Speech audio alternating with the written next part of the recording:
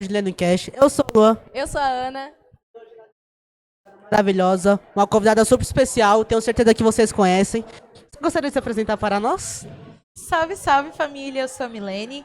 Sou atriz, poeta, arte educadora multiartista, organizadora do Slam ABC, autora do Faísca da Revolução e tô feliz de estar aqui hoje. Muito obrigada pelo convite, gente. Tenho certeza que vocês conhecem elas pelas redes sociais. Uma pessoa que explodiu, né? Uma pessoa que, enquanto menos esperou, explodiu, chegou com os dois pés na porta, chegou com um conceito totalmente novo, porque muita gente não sabia o que era slam e conheceu graças a ela e ao trabalho dela. E a gente vai fazer umas perguntas relacionadas ao seu serviço, seu trabalho, né? Estaria aberto para essa conversa? Com certeza, vocês que mandam, vambora. Então, vamos começar desde o início. Como que você descobriu o slam? Como que o slam chegou até você ou você chegou até o slam? Eu sempre escrevi textos e, enfim, sempre tive meu caderninho, meu bloco de notas junto comigo. Mas eu não conhecia a linguagem slam, porque no ABC não chegava muito assim. Por exemplo, na escola, que eu estive aqui com vocês, fazendo aquele trabalho, trazendo a poesia, que eu não tive isso na minha escola. Mas em 2016, 2017, o Facebook viralizava muita coisa, né? Ainda existia o falecido Facebook, Deus o tenha. Pois bem, e aí viralizava muita coisa lá, tinha uma página grande que era o Mídia Ninja, que publicava vários vídeos, e aí existia o Slam Resistência, que gravava muito vídeo e poesia. Então eu comecei a ver poetas como Tawane Teodoro, Kim e Mídria, publicando seus conteúdos no Slam Resistência, ali com poesias, e eu achava, na minha cabeça, que Slam era o tipo do texto. Tá ligado? Então você escreve uns textos falando sobre suas vivências, sobre sua revolta, você escreve slam. Eu não sabia que slam era uma batalha de poesia, nem não passava pela minha cabeça. E aí eu comecei a dar aula de teatro no CCA Sonho Jovem e no Semeando Esperança, lá na Fazenda da Juta, na Leste de São Paulo. Meus alunos ficavam, tia, você tem que batalhar, tia, você tem que ir pra batalha. Você escreve poesia, você tem que ir pra batalha. Eu falava que batalha, não existe batalha de poesia. Que isso? Como eu vou batalhar poesia? Só que eu publicava vídeos no TikTok já. E aí essas mesmas poetas que eu vi em 2018, da Tawane, Jéssica Campos, enfim, que eu vi em 2018, 2019 ali na internet, começaram a me ver pela internet e falaram, você tem que vir pra batalha. E eu olhar e falar, ah, então existe de fato uma batalha e os meus alunos não estavam ficando loucos. E aí elas me convidaram pra estar no slam, que eu assisti, assim, né, eu fui uma vez ou outra em 2019, mas eu achava que os poetas eram convidados, não sabia que tipo, você podia se inscrever e ir lá. E eles me chamaram pra ir, e aí em 2022 eu comecei a ir nas batalhas pra assistir e eventualmente me inscrever e participar. Então em 2022 eu oficialmente começo a participar do slam enquanto poeta, tá ligado? Aí acho que a gente vai conversando mais. E o famoso na escola eu aprendi. Você imaginou que iria viralizar, que iria bombar da forma como bombou? Jamais, gente. O quê? Vejam bem, eu tenho na minha existência uma ring light, um celular e um sonho, tá ligado? Eu não tenho grandes financiamentos, assim, eu nunca, tipo, funcionei um vídeo meu, nada do tipo, assim, sabe? Meu engajamento é muito orgânico. Então, quando a gente tem lá, pô, Pindorama, que é esse texto, no Instagram acho que tem 16 milhões de visualizações, no TikTok tem 19. São literalmente 19 milhões de pessoas que viram o texto, e não só, porque a Alice, que é uma artista também muito fofa, assim, uma menininha muito fofa, decorou meu texto, e aí só os vídeos dela já tiveram, tipo, milhões e milhões de views. Então, assim, é muito orgânico, porque eu nunca falei pra Alice, decore meu texto, grave. Ela decorou meu texto porque quis, gravou porque quis, saindo da escola, né, eu tive a oportunidade de conhecer ela depois, e aí, buf, o bagulho explode também na voz dela, então é tudo muito orgânico, assim, eu nunca paguei as páginas de pop ou rap deb ou as galera que me divulgam. Eles vão lá, olham, gostam do meu trabalho e divulgam. Então, não, eu não imaginava. Esse texto é super recente, eu escrevi ele em fevereiro. E aí surge de, tipo, eu tenho a Bia Ayala, que é um texto que eu competi o Slam ano passado, que eu falo da América Latina como um todo. E eu falo, já que eu tenho um texto falando da América Latina como um todo, por que eu não faço um texto falando do Brasil? Surgiu dessa vontade. E aí as pessoas abraçaram, então, não imaginava, mas eu fico feliz que a poesia esteja acessando esse lugar popular também, né? Como que funcionou a maneira da escrita sobre isso? Você acabou de falar, você falou sobre o continente como um todo, aí você decidiu falar do Brasil. Foi meses, semanas? Como que funciona também essa maneira de escrita para escrever o slam? Escreve tudo num dia? Como que vê os pensamentos para poder escrever? Ó, Pindorama, eu pensei por uma semana, escrevi no dia, gravei no dia. Foi um processo, assim, não rápido, mas processos criativos, né? Tipo, o meu processo criativo, ele é muito particular, assim. Eu tenho uma ideia sobre alguma coisa, eu quero falar sobre alguma coisa. É geralmente assim que eu ensino também nas minhas aulas de escrita. Você quer falar sobre alguma coisa. E aí, a gente tem que ter a humildade de saber que nem tudo que a gente quer falar, a gente sabe falar. Porque hoje em dia tá muito na moda. Eu quero dar opinião sobre alguma coisa. Eu quero achar... Não, você não tem que achar nada. Tem que pesquisar sobre o que você quer achar. E aí, depois, se você pesquisar o suficiente, você acha sobre alguma coisa. Porque é isso, tá na moda você dar opinião sobre tudo, sobre todo mundo. Dá o exemplo cholo. Viralizou aquilo lá. Liz Macedo ou Antonella. Você não conhece a cor da calcinha das meninas, você quer opinar por que lado que você tá. Mas eu tô dando um exemplo básico aqui, porque é isso. Porque o TikTok, as redes sociais, elas incentivam isso de você ter que ter uma opinião sobre tudo. E a gente não tem que ter. Então, quando eu quero escrever sobre alguma coisa, eu vou pesquisar sobre o que eu quero. Então, para eu escrever sobre Pindorama, eu fui ver vídeos de pessoas de vários troncos linguísticos indígenas do país. Por que Pindorama se chama Pindorama? Por que é a Pindorama? Por que a comunidade indígena entende a nossa terra como uma mátria, como uma mãe terra? E aí temos um nome para isso. E aí eu fui pesquisar, fui ler texto, fui ver Ayrton Krenak, passei um período ali pesquisando para eu sentar e falar, ok, tive essa base de pesquisa e aí agora eu vou organizar as minhas ideias. Então, do que eu quero falar a partir de tudo isso? Então, eu vou falar sobre isso, isso e isso. Aí eu sento, literalmente pego o papel e escrevo. Mas esse é meu processo criativo, porque eu entendo que, mano, pensa comigo, 60 milhões de pessoas viram esse texto. Se eu falar, máximo respeito da licença à palavra, mas se eu falar merda para 60 milhões de pessoas, vão ser 60 milhões de pessoas reproduzindo uma ideia falsa. Tá ligado? Ainda mais porque eu não tenho nenhum vínculo diretamente. Quer dizer, eu tenho ancestralidade indígena, tá ligado? Mas, tipo, eu não cresci dentro de uma aldeia. Então eu não posso falar sobre um povo que hoje em dia luta pra existir e falar merda, tá ligado? Eu preciso ter uma responsabilidade. Então eu vou pesquisar muito. Então, Pindorama surge desse processo de pesquisa, de leitura, aí eu sento, organizo as minhas ideias sobre tudo que eu quero falar, e o que acontece? Como eu escrevo muita poesia, fazer rima não é difícil. De fazer, organizar a poesia e tal. Hoje em dia já não é mais difícil porque eu escrevo muito. Então eu pego dessas ideias e eu vou simplificar a linguagem para que seja o mais acessível possível, tá ligado? Então eu não necessariamente vou falar de toda a minha pesquisa, mas eu vou pegar os pontos importantes, vou colocar num verso que você vai entender de forma objetiva e aí eu vou gravar.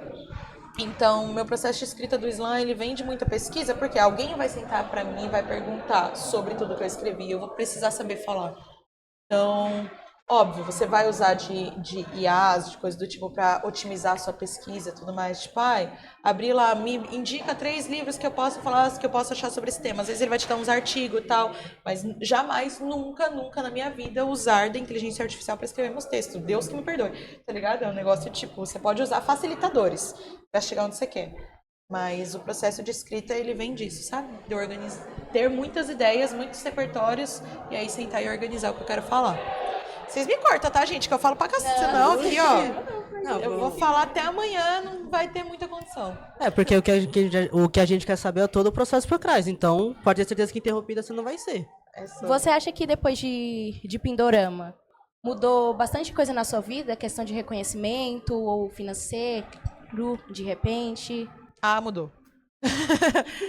O quanto Muito não, assim, tipo... Como eu posso dizer? É muito louca a sensação, porque, entendam o contexto, eu sou uma artista periférica, independente. É muito louco você chegar numa escola e as pessoas recitarem seu texto junto com você. Escrevi sozinha, na minha casa, no bagulho, e do nada, as pessoas sabem o meu texto. As crianças olham, meu Deus, é a Milene! E começa a chorar porque eu tô ali. Uma coisa, tipo, é muito legal esse reconhecimento, eu não posso ser hipócrita e dizer que não. E era algo que eu não imaginava que eu fosse acessar com a poesia, assim, sabe? Porque é muito improvável. Vamos admitir aqui, no mundo onde o que viraliza é o rápido, o fácil, o conteúdo pronto, você viralizar com poesia, e ainda mais com uma poesia marginal, é um bagulho muito fora da caixa pra mim, assim, eu não imaginava, não imagino até hoje. Então, Pindorama muda, assim, no lugar de reconhecimento de eu estar na rua e a pessoa saber quem eu sou, de eu entrar nas escolas e os professores, pô, a galera faz trabalho sobre esse texto. É muito louco, assim. Então muda nesse sentido. Óbvio que muda no aspecto financeiro, porque o TikTok monetiza, né? Então, quanto mais visualização você tem, mais dinheiro você ganha. Então, assim, não estou fazendo, tipo, 5 dígitos por mês. Mas, pô, é legal saber que do TikTok, ali, das redes sociais, eu vou conseguir tirar uma graninha mensal, tá ligado? Tipo, um salário mínimo ali, uma coisa que eu consiga pagar umas contas, sabe? Pagar as contas lá de casa, ajudar minha família mais efetivamente, assim. Tipo, eu não sou a pessoa que... Pra mim, ostentação não faz sentido, tá ligado? Então, eu não fico almejando. Eu quero ter minha casa, meu carrinho, minha moto e conseguir trabalhar confortável, saca? É isso que eu quero na minha vida. Se eu conseguir fazer dinheiro pra conseguir comprar uma casa pra minha família, conseguir comprar uma casa pros meus irmãos, bagulho, eu vou estar feliz demais. Mas, tipo, não almejo... Sabe? Tanto por isso que eu sempre recuso proposta de bet, tá ligado? Polêmico falar sobre isso. Mas surge as propostas pra divulgar a casa de aposta e pá, mas não vou. Não vou. É os meus mano que tá perdendo tudo pra essa pro tigrinho e aí eu vou divulgar o bagulho? Não vou. Então, tipo assim, muda muita coisa, sim. Mas muda mais num lugar de eu ser reconhecida pelo meu trabalho, sabe? Aí a questão financeira vai vindo aos poucos e é isso, eu tô disposta a viver o tempo que precisa. Mas você acha que toda a sua renda financeira veio através da poesia? Ou Hoje outros em dia, trabalhos sim. por fora? Hoje em dia, sim. Porque, assim, quando eu falo que eu sou multiartista, é porque eu me protejo, tá ligado? Porque, assim, eu só sei fazer arte. É a única coisa que eu sei fazer. Então, eu não vou conseguir, assim, eu acho que eu vou durar 2 semanas numa cadeira de escritório, se algum dia, eventualmente, eu precisar trabalhar dentro de um escritório, tá ligado? Eu sei ser artista, eu sei dar aula, eu sei falar em público, é aqui que eu brilho, sabe? Você sempre quis fazer isso? Sempre. Porque eu sempre nunca me deu outra possibilidade. Minha família me incentivou, assim, nesse sentido. Tipo, pô, minha primeira peça de teatro eu tinha 3 anos. Entende? Então, tá ligado? E há registros físicos disso. Tem um vídeo. Eu aprendi a ler e escrever com 3 anos e isso me enfiou no Gugu, parça. Porque os caras viram e falaram, oxe, a menina sabe ler e escrever, me botaram na TV. Então, assim, eu aprendi a atuar antes de eu saber andar, tá ligado? É um bagulho muito louco. Então, desde que eu me entendo por gente, literalmente eu faço arte. Então, eu não sei fazer outra coisa. Então, quando eu falo que eu sou multiartista, é porque se algum dia a poesia não pagar minhas contas, o teatro vai. Se algum dia o teatro não pagar minhas contas, a internet vai. Se algum dia a internet não pagar minhas contas, a sala de aula vai. E tudo dentro do ambiente artístico. Então, por isso que eu sei fazer muita coisa. Por uma coisa de estratégia mesmo, de necessidade de sobreviver nesse sistema, que é o capitalismo. Então, hoje em dia, o que paga minhas contas é o fato de eu ser poeta. Total. Assim, eu faço teatro, continuo fazendo outras coisas, mas o que efetivamente coloca dinheiro na minha conta é a poesia. Tanto na internet, quanto nas salas, quanto em palestra, quanto vendendo meu livro, quanto estando nos slam, quanto sendo convidada para participar de algum lugar. Poesia, tudo. Então, Você, alguma coisa. você sofre muito hate por conta dos poemas que você faz, do slam, e também porque, querendo ou não, você acaba falando sobre alguns assuntos sensíveis, querendo ou não, mas você sofre muito hate. Demais. Mas tem um lado específico, tipo, mais pessoa que é da igreja, né? Pessoas Como de que você fora. faz pra controlar essa questão? Porque De lidar com isso, porque hate, ainda mais, querendo ou não você ser reconhecida, você deve sofrer muito hate. Sim. Então, aí deve ter milhares de pessoas te atacando. O tempo todo. Como que você faz pra lidar com isso? Terapia.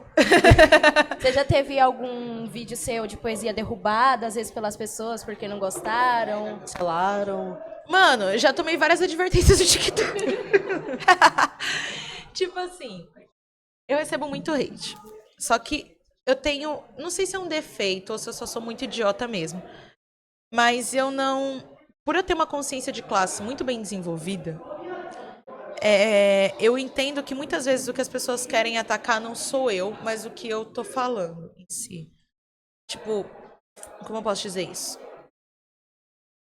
Eu recebi um comentário esses tempos atrás que mexeu muito comigo, mas não... Mexeu num lugar assim.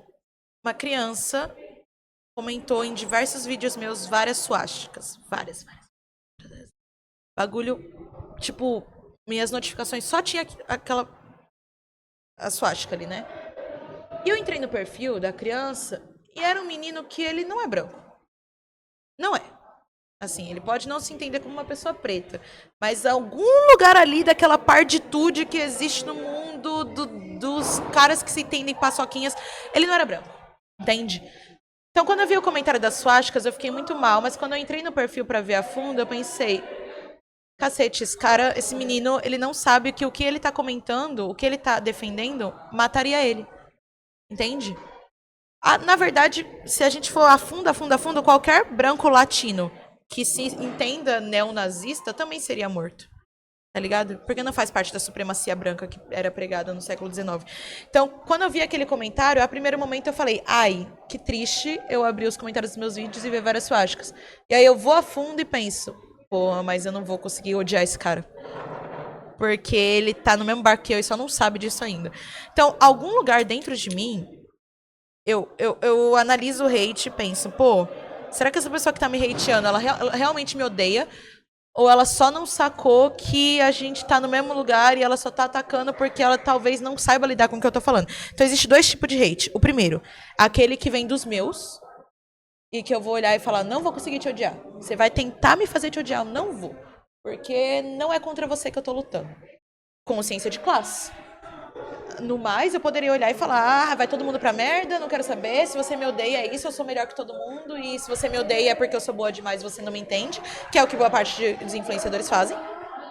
Então, eu acho que existe esses dois lugares, e existe o segundo lugar que tem gente que é ruim mesmo. Eu sofro muito hate político, assim, sabe? Existem pessoas que não me querem viva.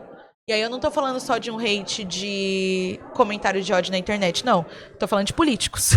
Entende? Eu fui reagida aí por um deputado federal, pegou um vídeo meu, na verdade pegou um vídeo da Alice, que é essa menina que fez minha poesia, fez um vídeo atacando a criança. Várias pessoas do movimento de extrema-direita começaram a proferir vários comentários, várias coisas racistas contra ela. E aí eu fiz um vídeo contra-atacando, diretamente, colocando o nome dele, assim. Agora, não sei se cabe falar aqui no podcast, mas tá no meu TikTok, quem quiser ver. Fiz um vídeo atacando ele e me botando de linha de frente. Aí ele foi e fez um vídeo reagindo a esse meu vídeo. E aí vários partidos de direita vieram com várias ameaças de morte, blá, blá, blá, e tal. Que aí cai em outro lugar do hate, que existe o hate... Não gosto do conteúdo dessa menina, ela é chata, militante e tal. E existe o hate. Eu não quero essa pessoa viva. Esse hate eu já sofro. E aí, como lidar com esse hate? Que acho que é o mais pesado, assim, nesse sentido. Continuando. Entende? Porque, tipo, eu sei que o que eu faço é uma pegada ideológica. Eu sei que eu tô entrando nas escolas e fazendo uma galera ter outros pensamentos. Seja antirracista, seja um pensamento de consciência de classe e tal. E se eu morro agora por uma questão ideológica, eu não morri. Olha que fita. Porque se eu sair daqui agora, e aí um desses mano me pega, que nem aconteceu com Marielle e outras figuras políticas da humanidade, um monte de gente já viu meus textos, um monte de gente já comprou meus livros, e um monte de gente vai continuar propagando a ideia. Então, não dá mais pra me matar. Tá ligado? Então, até esse hate já não me atinge mais. Fico tranquila num lugar de que eu sei que as ideias... Que você pode matar artista, mas você não pode matar a ideia, tá ligado? Então, como eu lido com hate? Eu sigo. Eu continuo fazendo meu trabalho. Eu faço terapia, que eu acho muito importante, pra que eu continue me mantendo sã, assim. Eu me respaldo e estou ao redor de pessoas que lutam pelos mesmos ideais que eu continuo indo pra escola, pra que a depressão não me atinja, né? Mas pra que também eu não me assuste. Eu falo com a minha terapeuta, assim, com a minha psicóloga, que ela é incrível, assim, a Psi de Quebra. Ela é uma mulher preta que ela sempre racializa, né, o bagulho, sempre traz as coisas pro ambiente capital. E eu falo pra ela, tipo, eu tenho medo de morrer? Tenho. Porque eu não queria morrer agora. Eu sou nova, pô. Mas, ao mesmo tempo, eu sei que o que eu tô fazendo não é sobre mim. É sobre toda uma sociedade ali que eu quero ver uma mudança em algum sentido. Então, fico tranquila. Esses haters que você sofre, provavelmente é bem mais na internet, mas assim, fora dela também, você já sofreu, às vezes andando na rua, e escutou alguma coisa relacionada a você? Na vida real, as pessoas têm um pouco mais de medo de falar, sabe? Porque, assim, pra você... Se eu tô no trem e você é uma pessoa racista, o racista sabe que o racismo é crime. Entende? Então eu não tô no trem, se eu tô sentada e tem alguém que me odeia, dificilmente essa pessoa vai levantar ali, começar a gritar, porque vai ter medo da represália que vai sofrer. Então é menos natural eu sofrer hate assim público. Quando essas pessoas se sentem confortáveis a sofrer hate, quando elas estão juntas. Entende? Então, por exemplo, uma vez eu fui numa escola fazer uma oficina de poesia, que nem eu vim aqui, e tinha um menino específico, assim, que ele me olhava com uma cara de desprezo, assim, sabe? E aí ele começou a conversar com outro amigo dele. E aí esse outro amigo dele meio que foi comprando a ideia dele. E aí, eventualmente, quando eu fui recitar, ai, lá vai essa macaca falar de novo. Ai, já vai essa macaca falar de novo. Só que ele ia falando baixo. Só que o que acontece? Eu sou mais desaforada do que quem é desaforado comigo. Então, quando eu catei que ele estava sendo muito racista ali no meio, eu chamei isso a público. Eu falei, tá, fala de novo agora pra mim ouvir, por favor. Ficou assim. Eu falei, não, eu ouvi o que você estava falando, que eu estava de costas, né, quando ele falou. Eu falei, eu ouvi o que você estava falando, eu queria que você olhasse pra mim agora e falasse de novo, na frente dos seus amigos aqui agora, na frente de outras pessoas pretas que estão aqui também. Aí ele ficou quieto. Falou, mas você acabou de falar, fala de novo. E aí levando esse lugar assim. E aí eu comecei, eu falei, eu banco meu corre, parça. Se você quer vir aqui falar coisa pra mim, você vai ter que falar olhando no meu olho. Vai ter que falar aqui agora, porque o que você tá fazendo é crime. Eu não quero saber se você tem 15 anos de idade. É crime. E aí ficou quieto, assim, se resguardou. Então, sim, eu sofro hate público, mas é que eu sou desaforada, né? Pessoa pra falar coisa pra mim vai ter que ouvir 2 vezes mais, entendeu? Por isso que eu acabo correndo uns riscos maiores. Mas, mas eu nunca tô só assim, sabe? Então, é isso. Acho que eu lido me resguardando também da minha ancestralidade que não me abandona e vou na fé.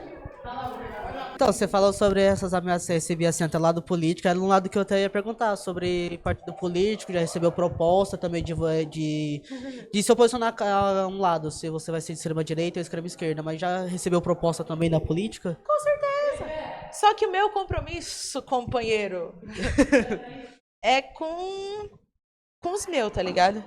Tipo assim, ideologicamente falando, não dá pra gente fazer uma falsa comparação.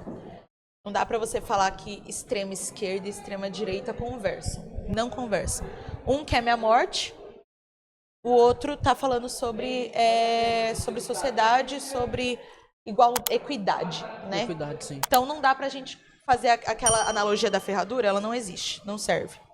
E aí a gente poderia, aquela analogia que é a extrema e os dois se encontram aqui. Não, não existe. Um vai pro lado, o outro vai pro outro. Sim. Então, se a gente for falar ideologicamente, partidariamente falando, todos os meus textos e tudo que eu proponho tem a ver com um social, com o que a gente traria de esquerda, né? Mas, ao mesmo tempo, não me interessa em nenhum momento me aliar a qualquer tipo de partido. Por quê? Porque quando você se entende um ser político, você entende que aqueles que estão no Congresso, nas prefeituras, na cidade, eles trabalham para você, não o contrário. Não somos funcionários deles. Eles são nossos funcionários.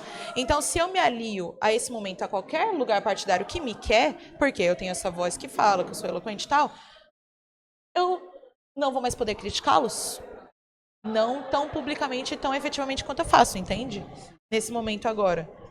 Qualquer pessoa que tiver em qualquer cargo político, eu não quero saber se eu votei em você, eu vou te criticar. Porque você trabalha pro povo, não o contrário, entende? Então, recebo várias propostas, mas eu prefiro estar nesse lugar de cidadã, sabe? De tipo, eu vou votar e eu vou fazer campanha e quando, tipo assim, eu votei no prefeito da minha cidade, Certo. que é de partido X. A partir do momento que ele foi eleito, acabou minha campanha, agora eu vou cobrar você, entendeu? E aí, então, Que é o certo a se fazer, né? Que é o certo a se fazer. É, porque Então, os caras falam, prometem 1 milhão de coisas, né? Você elegeu, tá, agora eu quero você cumprir essas 1 milhão de coisas que você prometeu. e é isso que eu faço com a minha arte, entendeu? Tipo assim, lá em Mauá, eu sou muito ativa dentro das coisas políticas da cidade, porque eu trabalho e vivo em Mauá, então eu quero políticas públicas na minha cidade, eu quero edital, eu quero biblioteca funcionando, eu quero que o Slam ABC continue existindo, eu quero qualidade pro Slam ABC, e aí quem que eu vou cobrar? Quem eu votei, entendeu? E aí não quer dizer que eu vá ser, tipo, uma grande inimiga, mas eu sou o que a gente vai chamar de oposição, entendeu? Que é, você tá aí trabalhando pro povo, eu quero garantir que você tá trabalhando pro povo, entendeu? Sim.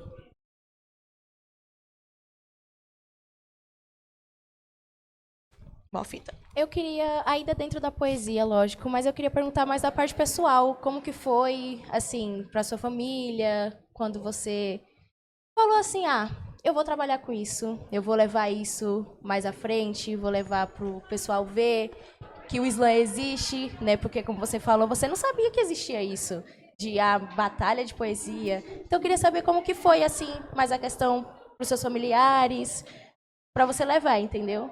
Isso. É muito louco, porque eu não imaginava trabalhar com poesia.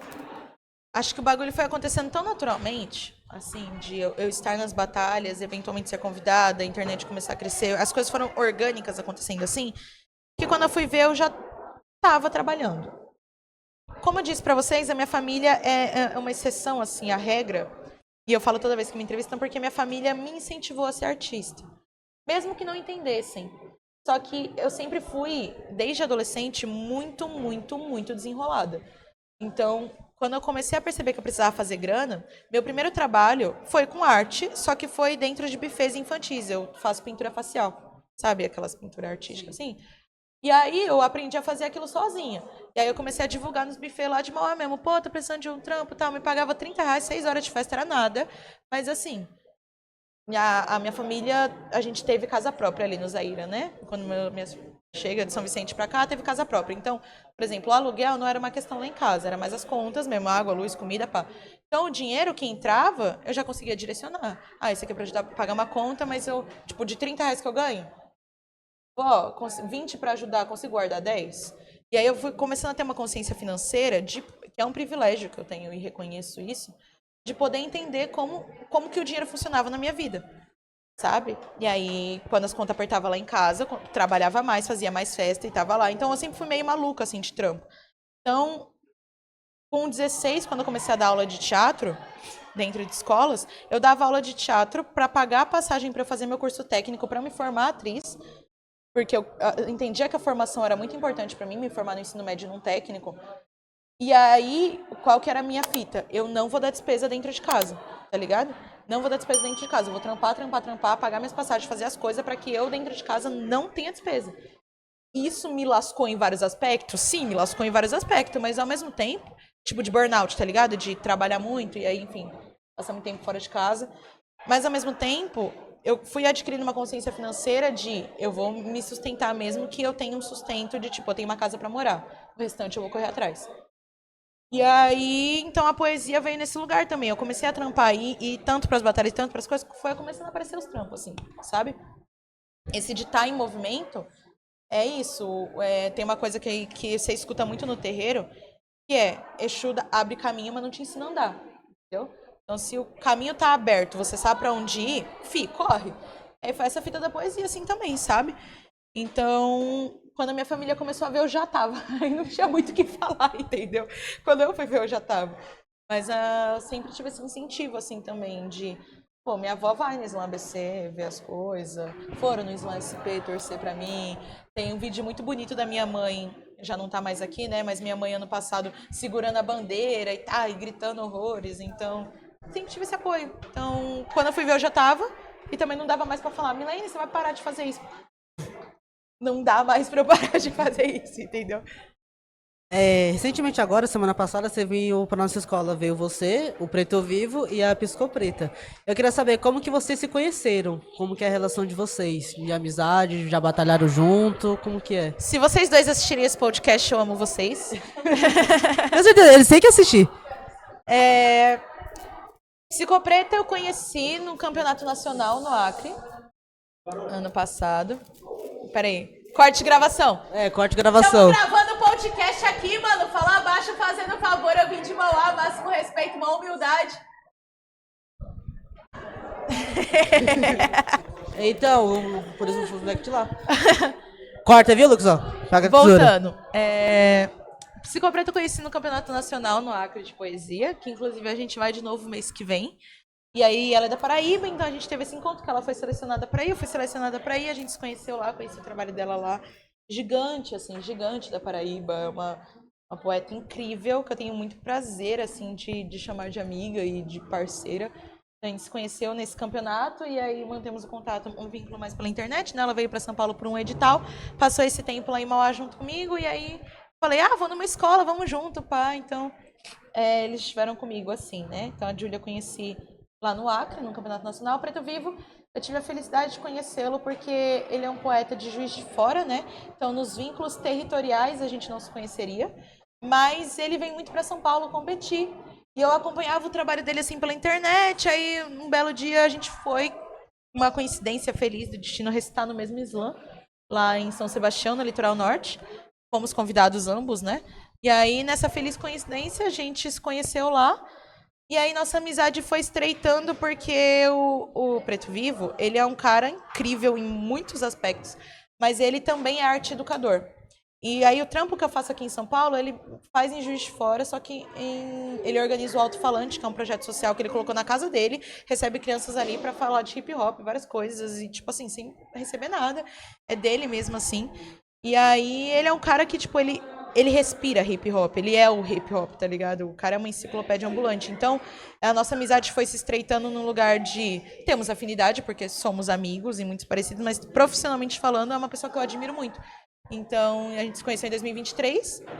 E aí, 2024, 2025, ano passado a gente brinca que a gente combinou de ser campeão estadual. E isso aconteceu, de fato, a gente se mandou uma mensagem falando, e se a gente ganhar o Slam estadual esse ano? Ele falou, e se vamos se a gente ganhar? Aí ele ganhou o Slam MG.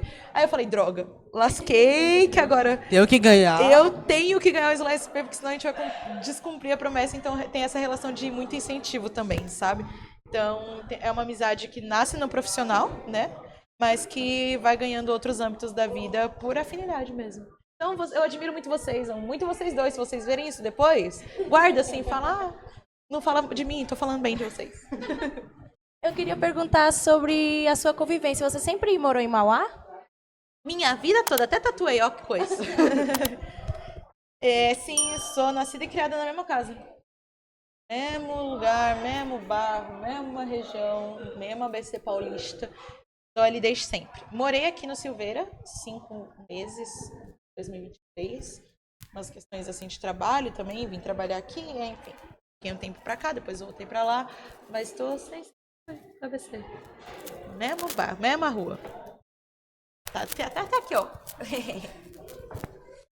Vamos lá. Sobre o que você acabou de explicar, a sua convivência com o Preto Vivo, com a Psicopreta. Eu queria saber agora o meu um pouco mais profissional.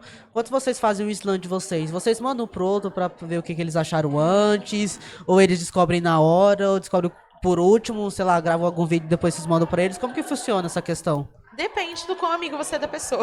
Do qual amigo você é da pessoa? Porque, tipo assim, a gente entende... Isso vai ser muito pessoal agora, tá? Mas eu, Milene, sou muito fã dos meus amigos. Se eu vou chamar uma pessoa de amigo, essa pessoa é meu amigo, tá ligado? E aí, lealdade é um bagulho que eu não negocio. Então, tipo assim, mesmo que você seja minha rival na arena, saiu da arena, eu vou ser sua amiga, entendeu? E aí, por exemplo, com o Preto Vivo e com a Psicopreta. Mas com o Preto Vivo nesse sentido, por questão de tempo, de amizade, né? Mas, por exemplo, ele é uma pessoa que eu vou torcer e vou compartilhar texto, e vou ligar, e vou compartilhar, porque além de rivais dentro da batalha, além de poetas profissionais, somos amigos. Mas isso não é uma realidade entre todo o slam. Tipo, não é todos os poetas do slam que vão pensar desse jeito, entende? Porque, querendo ou não, é um ambiente de competição.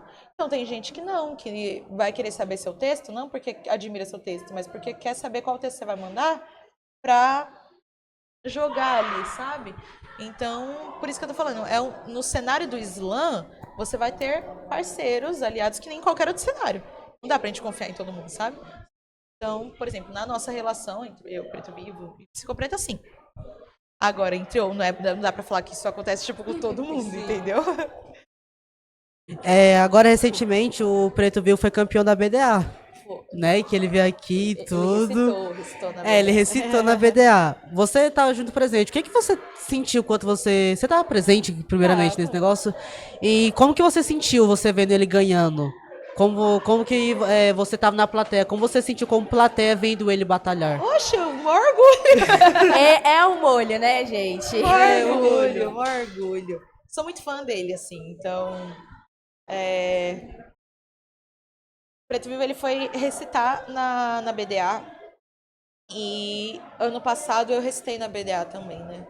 Mesmo movimento, assim, sendo convidado. Quando eu estava lá, ele não conseguiu ir assistir, né? Por distância mesmo.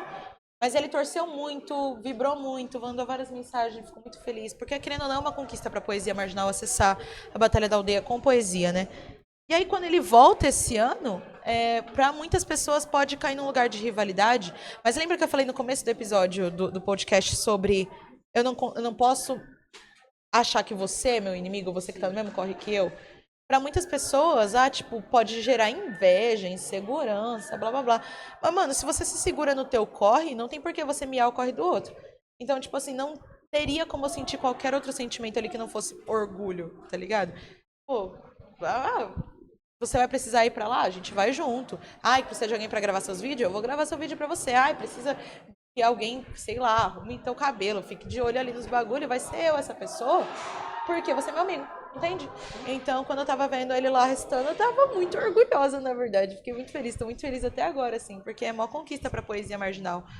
E, pô, se meu mano que tá no mesmo corre que eu, não só ele, outros poetas, Solamia foi, eu fui, VS foi, Madruga foi, outras pessoas que eu admiro muito, eu olhar e falar, se essa pessoa tá vencendo, ela tá no mesmo corre que eu tô vencendo junto, pô. Então, é uma felicidade, assim. Então, é muito feliz ver tudo isso acontecendo.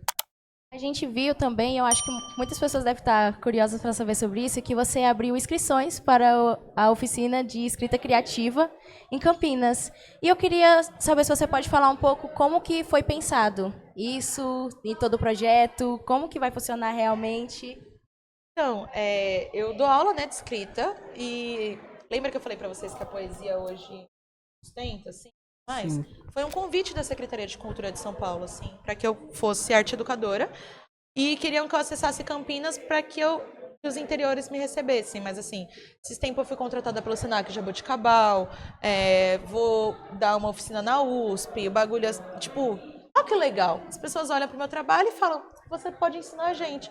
Então, não foi algo que eu pensei acontecer, foi a Secretaria de Cultura que se organizou, me convidou e perguntou se eu tinha disponibilidade, né? E eles me mandaram essa mensagem, tipo assim, há muitos meses atrás, respeitando a minha própria agenda, assim, porque, pô, eles querem me segurar um mês lá em Campinas, né, praticamente. Vai ser os 4 finais de semana de julho.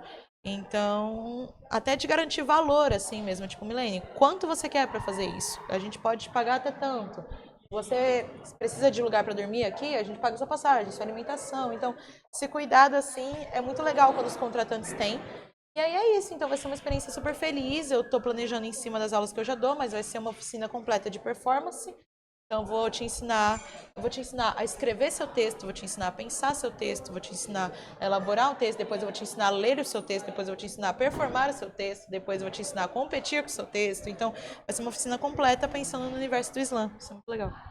Então, que nem você acabou de falar, como eles vão te prender um mês, né? Eu tenho que ver a agenda, assim, tudo certinho e tudo. Eu queria saber, você é muito procurada para poder ir em escolas, para poder ir nesses centros, para poder ensinar as pessoas, para explicar sobre o seu trabalho, explicar cada detalhe, como funciona essas coisas? Você é muito procurada? Hoje em dia, sim, olha que feliz. Pindorama veio mudando um pouquinho esse cenário.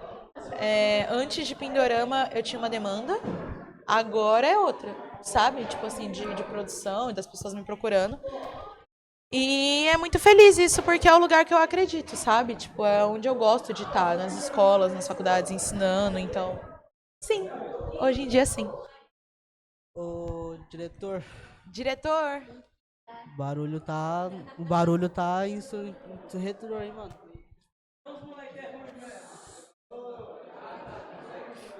Desculpa pra você que tá assistindo esse vídeo, mas tá muito barulho que não dá nem pra entender o que tá acontecendo por aqui. Que vai ter que cortar tudo isso aí. Vulgo diretor.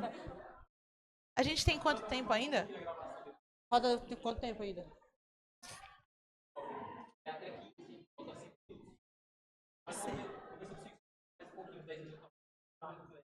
Então joga aquela pergunta lá que vocês falaram no começo pra gente. Vocês tinham uma pergunta. O negócio que... Foi essa que ela acabou de Foi o fazer. que eu perguntei. essa Eu queria perguntou. perguntar do que a gente já tava falando antes Então de começar a pode gravar, mas eu não sei se pode, né? Porque o assunto pergunta? polêmico. Religião. né? Porque eu também tenho curiosidade, muita gente deve ter curiosidade, né? Pelas suas poesias, pelo que você fala. Então, às vezes surge uma dúvida de, e qual será a religião dela? Porque tem isso, né? Não tem muito o que fazer. Muita gente deve pensar isso. Então, será que você pode falar mais abertamente sobre isso? Apesar de que a gente já conversou. Posso, inclusive, se eu participar de um podcast daqui a 5 anos, essa resposta pode mudar completamente. Do mesmo jeito que se me perguntasse há 5 anos atrás, a resposta seria outra. Atualmente, eu não sigo nenhuma religião específica, assim, mas eu acredito muito na força ancestral, que aí se me liga mais às religiões de matriz africana, no caso, a Umbanda, atualmente. Mas eu não... Como posso dizer? Eu passei 6 anos dentro do contexto cristão, evangélico, assim, sabe? E muito da minha identidade se perdeu ali. Eu sou uma mulher LGBT, eu sou artista, eu sou progressista, né? Então eu acredito em pensamentos que não são conservadores. Por exemplo, quando eu ouvia na igreja que o marido é a cabeça do relacionamento, eu olhava, oxe, minha cabeça sou eu, pai. O dia que eu ver homem mandando em mim, acaba, me queima. Então, tipo, eu sempre tive uns pensamentos muito progressistas. De tudo, assim, sabe? Eu não me tancava a ideia de o pastor ter um carro 0 quilômetro e na frente da igreja ter morador de rua, passando fome. Não me descia, não gostava dessa ideia. E aí, por mais que eu sempre entendi o cristianismo como uma religião... Assim, se a gente for na cerne do bagulho, Jesus é um cara mó da hora, pô. Tá ligado? Tipo, eu multiplicava pão, lavava o pé dos outros, se botava na frente das mulheres que estavam sofrendo agressão pra elas não tomar pedra. Tipo, se a gente for na cerne, o cara é mó legal. Só que se a gente for olhar o fã-clube hoje em dia, o bagulho desviou um pouco, sabe? Tipo, não quero entrar numa igreja e ouvir pensamento homofóbico. Entende? Sendo que a ideia é que a gente ame o próximo, sabe? E aí eu ouvia isso e não concordava. Então, me retirei. Por ter ficado tanto tempo dentro de um ambiente, de uma religião, seguindo, essa ideia de estar presa a um lugar hoje em dia me assusta um pouco. Por isso que eu falo que eu não estou ligada a nenhuma religião, mas ao mesmo tempo. A ancestralidade, os orixás, enfim, as entidades dentro das religiões de matriz africana, me guiam muito. Assim, mesmo que eu não esteja diretamente vinculada, toda vez que eu vou ao terreiro ou que eu estou nesses lugares, eu sou muito acolhida, muito protegida e direcionada, assim mesmo, sabe? Então, eu respeito muito, assim, eu tenho muito carinho e muita afeição pelas religiões de matriz, principalmente porque eu sei que a minha ancestralidade, tanto indígena quanto do território africano, elas estão me olhando e me levando para algum lugar que eu não sei qual é, mas eu sei que eu não estou sozinha. Então é isso, não sigo nenhuma religião afinco, mas ao mesmo tempo eu sei que eu não estou sozinha. Então eu sei que minha espiritualidade ela tá bem cuidada nesse sentido, sabe? De muito respeito, muito carinho pelas religiões que eu sei que estão olhando para mim. É que nem você disse, eu também penso da mesma forma, Jesus foi um cara bom, é um cara da hora, mas as pessoas que acreditam nele, às vezes, sujam isso. Então, traz muita opinião errada. Né? Leva muito ao pé da linha, né? Porque, que nem ela falou, Jesus colocou, tipo, ame o próximo. Mas aí, quando você vê a pessoa falando com o seu próximo, é só instiga ódio. Joga pedra, tem que ser queimado, morrer essas coisas, sendo que é totalmente inverso do que Jesus pregava. Pregava antigamente na antiga Bíblia, né? E que ele se mesmo, diz assim. né, foi crucificado por essas ideias. Então, ó que fita. Né? Ó que fita. Pensamentos. Daria pra fazer um podcast só sobre isso. Diretor, tem mais tempo pra gravação ainda? 2. 2 minutos? Dá pra outro pouquinho. 2 minutos quer encerrar? Vai bater o sinal, o barulho né? Já sabe como é o barulho. Então, esse foi o nosso podcast aqui com a campeã estadual de poesia falada de Mauá, do ABC. Estamos muito felizes de ter ela aqui para entrevistar, saber de bastante coisa que às vezes não foi falada, né? Toda a história do famoso poema Pindorama. Sigam ela nas redes sociais. Pode falar seu Instagram aí? @eusoumilene, com Y no final, TikTok, Instagram, YouTube, Kawaii, Threads, Twitter, enfim, joga em qualquer lugar lá que você me acha. Sigam elas nas nossas redes sociais, sigam as nossas redes sociais também. E para deixar um aviso aqui claro, eu espero que o Preto Vivo e a Pisco Preta vejam esse podcast e que vocês estão convidados para vir para o nosso podcast também. vai ser Deus, mó os três fita. não vêm. Vai ser mó Imagina. fita, porque eu sei que vocês moram longe de toda, mas a gente vai estar de portas abertas para receber de vocês. É isso, espero que tenham gostado e tchau.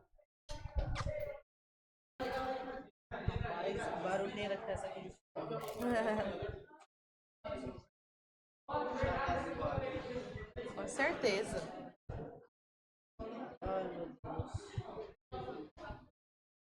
Dá pra voltar, seu diretor? Rapaz, com... Você que manda, diretor, você que manda. Making off, qual é que é? Cenas cortadas, gente. É, cenas Mas aí, cortadas. tipo, erros de gravação. Muitos palavrões.